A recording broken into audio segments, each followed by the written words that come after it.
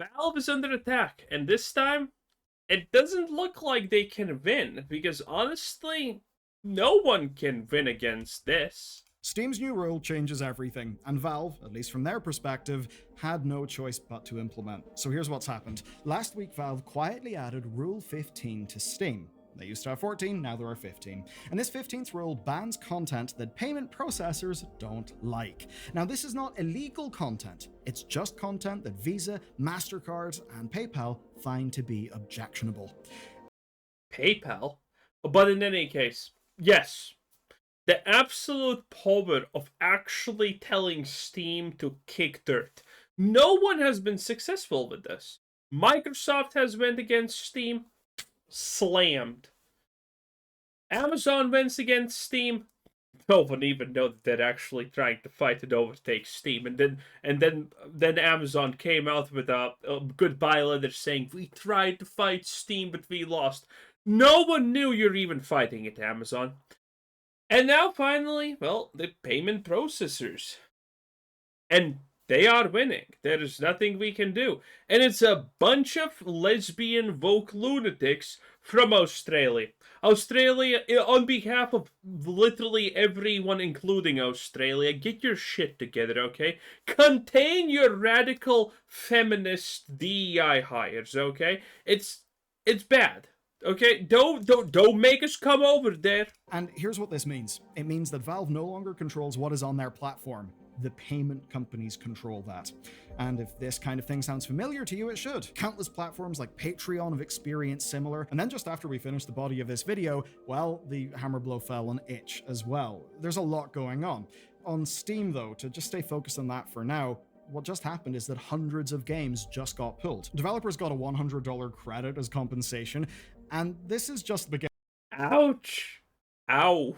Oh, that does not sound good. We're going to see way more, and the situation is that the people impacted are furious. The fans are actually...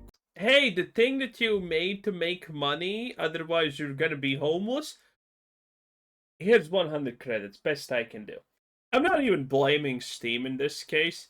Well, like, what are they supposed to do? Like, sponsor the lives of the people that games got pulled? No, not really. That's not realistic. And, you know, we need a realistic solution for this situation, and that is sadly not it.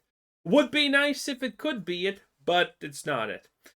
And, well, it just sounds funny. Here's like a $100 Steam gift card. Oh, man. Quite scared, quite worried, but the people who pushed for this change, they are happy, they've had success, and they are not planning on stopping. I've also got big news for the thousands of you who have visited and used our sponsor. Oh boy, thanks. Okay, let's talk about what actually happened. Steam used to have 14 rules for developers. We actually just looked at it recently in this video, but now there's a 15th rule. So here's the new rule. Content that may violate the rules and standards set forth by Steam's payment processors and related networks and banks or internet network providers, in particular certain kinds of adult-only content. That's, the thing you can't do. Now pay attention to the wording here. May. Not does violate. Just may violate. And what's key to understand... Of course. And people commented about this, the last video we talked about this subject, and a lot of people said this is not even the beginning. I know, this has actually been like, I don't know how long, but I think something like 10 years ago I heard the first time that payment processors forced someone to do something that they didn't want to just because they felt like it. Well, now they go after Valve, and that's serious business, okay? That is serious, okay? No one... Just fuck off from our gaming, okay? Don't you have sons to block out and dumb shit? And as this goes beyond the existing rules. As an example, Rule 3 already bans mislabeled adult content. Rules 6 and 7 ban illegal content and shock value material. So what's Rule 15 for? Well, it's for content that previously was allowed by the other 14 rules. Content that is now retroactively banned. And here's how the rule played out. Eagle-eyed users spotted a change. SteamDB's removals list basically exploded overnight. Hundreds of adult-only games vanished. Especially games that, we will call not involving consent or involving family members. Prison Break Princess. S-loving family. Cuckold Princess. The only thing I'm surprised is the fact that there's not Cuckold Princess 2 somewhere here on this list. Jesus. Sister X Slave. Tutor X Hypnosis 2. Now that's a sequel. Now that's a sequel, boys. Right? The sort of thing that many people would find to be extremely distasteful, but that in the setting of like a fictional thing for adults is not illegal, at least in every jurisdiction, right? And that's the Lusty mother, family secrets, mommy. Insist on. There's so much of this. Why did I not see any of this, Valve? Why did you not like show me any of this? I'm confused. Okay. bit that's interesting. So, yes, this is unpalatable content to some people. It's illegal, though, in a few jurisdictions, which we'll address later in the video. The Karens of Australia find everything offensive, okay? This is why Perfect Dark was based off of an Australian woman, okay? It is what it is. But here's what matters, right? Not all of these games are illegal. What this was a blanket removal. And you may say that in theory, Valve is complying with the law, except there is not. no This is law. not about the law. This is about third-party pressure, not legal compliance. The reason why is, well, payment processors. The admission. Valve admitted everything in a statement that was sent to Rock Paper Shotgun. They said this, quote, "We were recently notified that certain games in Steam may violate the rules and standards set forth by our payment processors and their related card networks and banks." Again, not do breach, just may breach. That's a through line here. So responding to this, Valve... The reality is, who do you think handles your off subscriptions? Pretty sure it's actually Visa, right? Pretty sure I heard it's Visa. Anyway, it's probably some payment processor that probably is a big business. Who do you, they do this stuff. This is pure hypocrisy in the first place. Pulled all of the games. They notified the devs, offered the $100 and called it a day. You might be thinking, God damn, you didn't even put up a fight? Well, yeah, they didn't. And there's a reason why they just called it a day and caved so quickly. The brutal truth is that without PayPal, Visa, MasterCard, Steam kinda dies, or at least a lot of its revenue goes away. I mean, think about it. Visa and MasterCard control, didn't make this up, 69% of global credit cards. It's a pretty high percent. Yeah. And they dominate debit cards in the US as well. And lately they've been flexing. They've been cutting off other businesses. And if they drop Steam, that would be game over. Valve can't just go and create... And the best part is, you're not allowed to be competition for them. This is effectively, if you do not know, this is the global...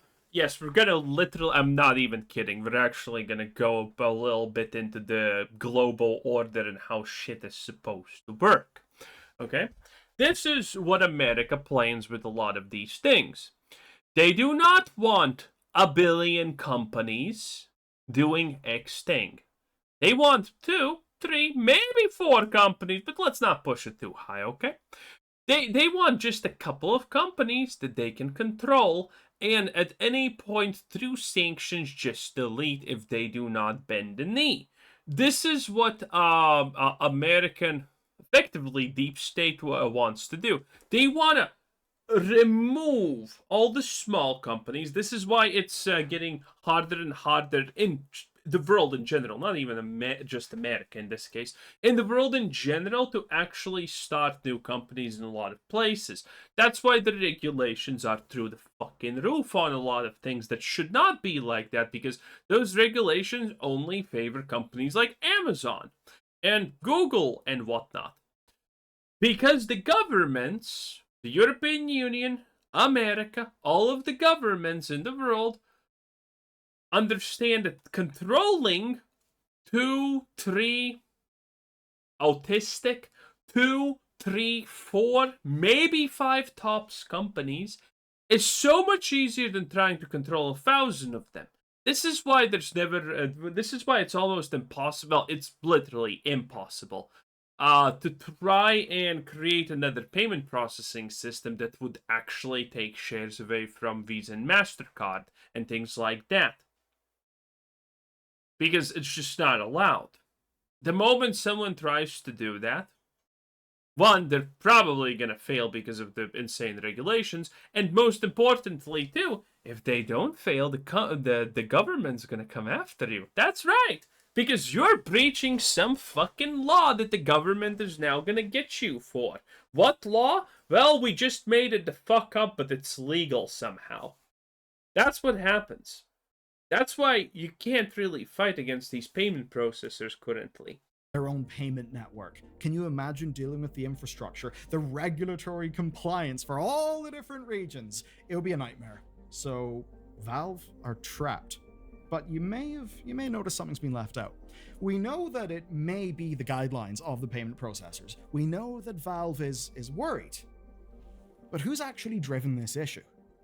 The agitators. The Aussies. Yep, the Aussies have done this. Thanks, lads. Basically, right? An Australian group called Collective Shout claimed a big victory here. Basically, a literal bunch of Karens. They sent an open letter on July 11th. It targeted PayPal, MasterCard, and Visa directly, and it got 1,067 supporters to basically email these companies, which is not a lot, but it was enough. Now, they claimed then that they were subject to misogynistic abuse online for being involved in doing this campaign, and it was loud. A lot of people looking at this basically just said, hey, you censorious bastards, go away. You don't get to just impose your whatever values on the rest of us, especially not the rest of the world if what you're basically doing is trying to go for the payment processors. Now, look, I am not making a claim that you should like all of these games, right? Isekai mom stories. Or that you should find them palatable. No, I am not. What this is, though, is a policy discussion, one that actually does impact all of us. Now, what they were pushing for, I think to a lot of people, is an overreach, certainly a risk, certainly worrying. As always in the internet, there is a small percentage. Any normal person will find this insane. People who go way, way too far in not liking something. That did mean that they, would be able to take, oh, that's a misogynistic message, that's an angry tweet. They could just take all of those things and actually use them as further proof that they are being subject to misogynistic abuse online. And this would just further their argument, make it stronger, make it more emotionally resonant to the people at, say, MasterCard and Visa, who themselves are probably just worried about getting negative press. Now, let's go more into this group. Who are Collective Shout? Well, Collective Shout describe themselves as, quote, a grassroots campaign movement against the objectification of women and the sexualization of girls. They've been active. Ugly people. The only women who do not love to be objectified are ugly women who don't get objectified. Want a woman to freak out and be mad? Don't objectify her. See what happens. See where that leads you. That's right. Since 2009, their targets range quite widely. This is from actively illegal stuff to just content that they simply find to be distasteful. And they've taken on legitimately unsavory products. Tate Brothers, for instance, they try to challenge like sexist advertising, they boycott some films they don't like the 50 Shades of Grey stuff, but they've also... Women love 50 Shades of Grey, okay? It's like literally their favorite thing in the world. ...to target mainstream gaming. Watching that stuff? Reading? Oh my, that's a different thing. Like, say, Grand Theft Auto. They actually got GTA pulled from shelves in Target and Kmart in Australia. And in that case, it was on the grounds of violence against women. In an open world game with a whole bunch of characters, if you just go beat people up, yeah, you can do that. You can say, oh my god, look at this terrible thing in the game that I just did and recorded. Interesting. Now, they also went for Detroit Become Human for the same thing. Other campaigns against that game all failed. But it is clear that, yeah, they're able to pick up wins. I mean, even in Steam, they've got wins, and this is not their first win on the Steam platform. They've complained about multiple Steam games before. Some got pulled individually, but this July, things have been different because they changed tactics, where instead of targeting Valve, they just went straight to the payment processors. Which, look, if you're a political operative, definitely say that's a smart move, right? Go above and above and have a massive impact. That's what they decided to do. And these are companies that have caved before. As an example, take a look at Tumblr. They banned all adult content after payment. And then they became irrelevant. Quick story of Tumblr. I never knew what Tumblr is because I wasn't actually actively looking at social media back then. But the story of Tumblr is hilarious, okay? It was just a place where all the degenerate furries and other mentally ill individuals went to post their shitty, crappy pee art, right? Then Tumblr buns all of this crap, and now no one likes it. And the best part is, as far as I can understand, it's still full of that stuff. They banned it. They lost all of their momentum, popularity. They were like a multi-billion-dollar company. Now they're not even worth $1 billion, I think, or something like that. It's ridiculous. And the best part, the stuff that they banned, still there, but everything else is dead. Amazing. 10 out of 10 plays. Processors threatened them. PayPal has actually dropped ebook sellers over, let's just say, non-vanilla content. Non-vanilla content that is legal. That's the thing. And this is basically the playbook, and it's one that has just worked on Steam. But here's the thing, I kind of just misled you. I did it, though, for a Sounds like a second ad. Is that a thing? No. point, so let me explain. It is true that their campaign against Tumblr worked, and that, yes, Tumblr just went to pull down all the prawns. But part of what sealed the deal for Tumblr was heaps upon heaps upon heaps of actual child, abuse content, material, CAS. Oh, yeah, right. That was also a thing. But that wasn't that prevalent even, okay? It was there, which is very strange how all of these sites say that it's unremovable. Then comes Elon Musk, buys Twitter, and surprise, surprise, you can actually remove it. Wow, I thought it's unremovable. Yeah, and also, why does every single liberal-dominated site like Tumblr, Blue Sky, and all of those places, why do they just instantaneously get filled with, undercooked things? Why? Why does that happen? That's very strange. I mean, if there were two dots, could I draw a line between them? No, that's crazy. There's just a coincidence. It's always a coincidence. I believe it is called, in the press. Now, the Tumblr was, or cheese pizza is often what people would say online. Now, that Tumblr was a disgusting cesspool that was riddled with that actually illegal, just about everywhere content, was essentially an open secret on the internet.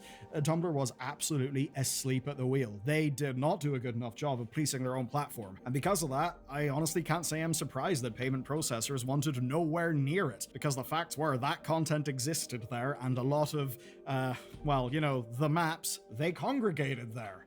Okay, let's bring us back to Steam, though. So, waypoints. Calling them maps disgusting. Call them what they are, pedophiles. Anna Valen's reported. Anyone who calls them maps or any kind of, twisted language to normalize them, we can't be friends, okay? You and me will never see eye to eye, because I think you are a disgusting freak of nature. Something interesting here. She flagged that Valve does actually put extra scrutiny on adult game submissions. For just one example, a game got rejected for inaccessible files that, quote, might feature underage characters. So was illegal content really getting through all the time with Steam? I would say probably not in most cases. But it did happen once. Steam did have one major slip-up. Collective Shout exploited that brilliantly. Do you remember a game called No Mercy? It released in March, and it featured, quote... I do remember this. There was something about it. People did talk about it. I completely ignored this one. Non-consensual domination of family members. Collective Shout mobilized against this. Family members? I did not know that part. Whoa! 3,000 emails were sent to Gabe Newell. 70,000 petition signatures happened. And here's the crucial detail. That content was illegal somewhere, just not everywhere. Where it was illegal was the United Kingdom and Australia, and actually under relatively new laws. Now that does mean that under Valve's own rules, that game should not have been sold at all in those regions. But Valve didn't act for 5 days. They only acted after international media coverage. I mean, the UK government even commented in that case. Was it that big? Again, I saw other people talk about it, but it was like 1 or 2 days, and poof, it vanished. I was completely disinterested in that. Huh. Interesting. Guess I should have actually paid attention to this one. Now, eventually, the developer pulled it entirely to avoid causing Valve more problems. This, of course, gave Collective Shout ammunition. They could just point to No Mercy, and they could say, see, illegal content can get through. The implication was perhaps that Collective Shout over-egged their claims, perhaps mixed the potentially illegal in some regions with content that they simply find distasteful. Never mind the basic fact that most of the removed games were not illegal in all territories.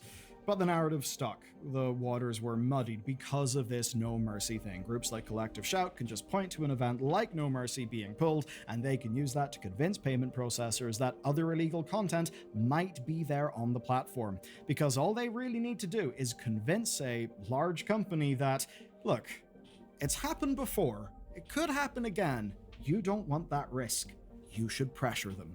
That's how this kind of thing goes. The funniest part is, of course, the fact that who the fuck is going to blame the payment processors about this? No one. That's the stupidest thing about all of this situation. No one's actually going to go for the payment processors and blame them. How could you let this happen? No one even remembers them. The story, though, does actually hit rather differently when you know a little bit of the history in the background. You see, back in June 2018, Valve actually made a promise. They said that anything not illegal or trolling was actually allowed. Now, this came after backlash over adult game removals. They specifically said that they would not cave to payment processors or to interest groups. But here, 7 years later, they have done exactly that. They've just went and pulled games that may violate payment processor rules. And remember, that is the word. Well, Valve's response to this is gonna be, well, they're gonna just succumb to this. There's no other thing that they can do, right? Gets worse. So as we recorded all of this, we saw further proof. itch.io essentially descended into chaos. The site had to de-index any content tagged as adult from their browse and search pages. That effectively takes it out of the public eye. It kind of removes discoverability. Now, they posted a blog that explicitly tied this to Collective Shout and payment processors. In their own words, quote, "This is a time-critical moment for itch.io. The situation developed rapidly, and we had to act urgently to protect the platform's core payment infrastructure. That essentially meant they had to act as fast as they could and then deal with talking to developers later." And what's happening now is a company are auditing their entire platform to review content that, would be against the standards set by these payment processors. So many problems because Australian women are ugly. This is it. Again, you do not become a feminist if you're not ugly. It is what it is, okay? I can Google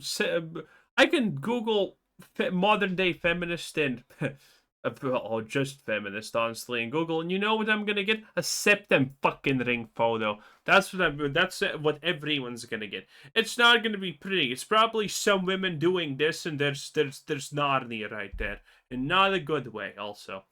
So yeah. What's gonna happen with this? Well, there's probably gonna be some attempt to fight back. It's like Valve's not gonna lose the ability to sell games. They don't want that, and well, we're gonna see. We are gonna see. Japan is actually currently trying to fight payment processors, which is a pretty big thing.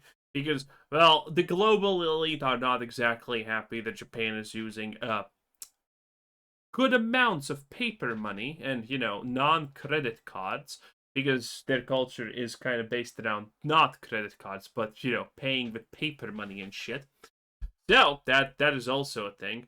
So, Japan's fighting back. How can Steam fight back? I don't know. There are probably ways, but anyway, that was Billy. News 10 out of 10. Bye!